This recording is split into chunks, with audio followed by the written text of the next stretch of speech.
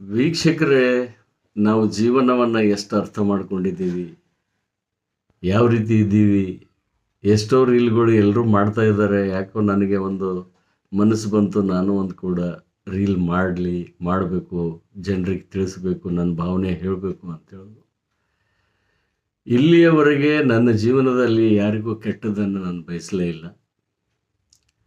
ಯಾವುದೇ ಚಾಲೆಂಜ್ಗಳು ಬಂದರೂ ಕೂಡ ನಾನು ನಗುತ್ತಾ ಎದುರಿಸಿದ್ದೀನಿ, ಸೋತಿಲ್ಲ.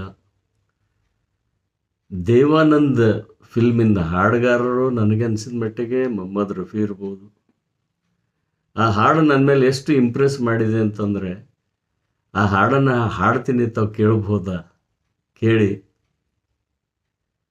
मैं जिंदगी का साथ निभाता चला गया, मैं जिंदगी का साथ निभाता चला